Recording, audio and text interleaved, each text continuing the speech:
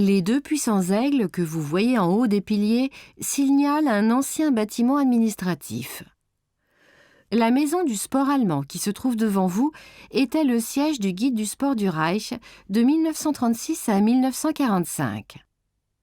Hans von Schammer und Osten, un officier de la section d'assaut SA, occupait depuis 1933 cette fonction nouvellement créée.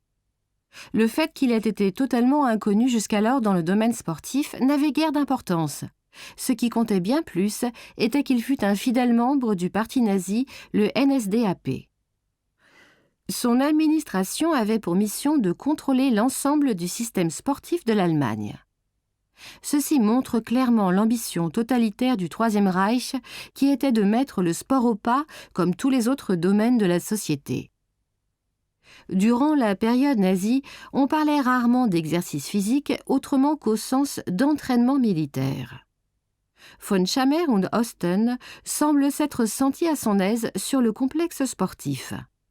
La photo montre la villa de fonction que lui construisit Werner March à la périphérie ouest des terrains de sport et dans laquelle il résida tel un seigneur à partir de 1938. Son urne funéraire fut même inhumée sous le clocher dans la halle de Langemarck lorsqu'il mourut en 1943.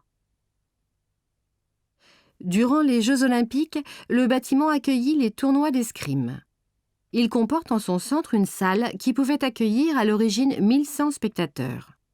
Cette salle de 17 mètres de haut, dotée d'une coupole et dont la construction en béton armé est tout à la fois imposante et filigrane, représente l'une des plus importantes réalisations de Werner March. La verrière et le panneau de fenêtre derrière la scène renforcent l'atmosphère particulière de cette salle. La construction en béton nu, qui dans sa sobriété rappelle plutôt la nouvelle objectivité allemande des années 20, montre que les bâtiments construits durant la période nazie étaient souvent plus modernes qu'on ne le croit communément. La chute du Troisième Reich et l'entrée dans Berlin des pays vainqueurs marquèrent la fin de l'utilisation du bâtiment par les autorités du Reich. À compter de 1945, le stade et le parc sportif firent partie du secteur britannique. Des soldats anglais posent ici, à la fin de la guerre, au pied du tableau d'affichage des scores.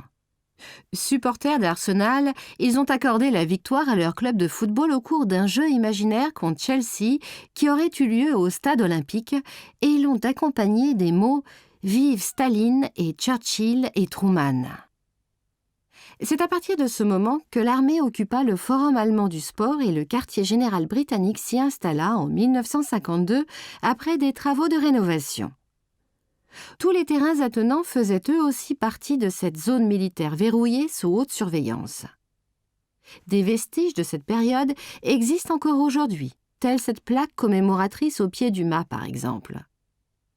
D'aucuns se seront étonnés de voir la dorure fraîchement restaurée des deux aigles impériaux briller de tous ses feux lorsque les troupes du Royaume-Uni se retirèrent après la réunification allemande et que le drapeau britannique fut descendu pour la dernière fois en 1994.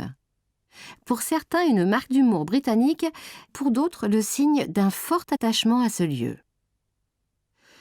Aujourd'hui, STC Events siège derrière les grandes fenêtres du bel étage. Cette société organise de grands événements sportifs dans la ville, dont le marathon de Berlin qui a acquis une renommée internationale.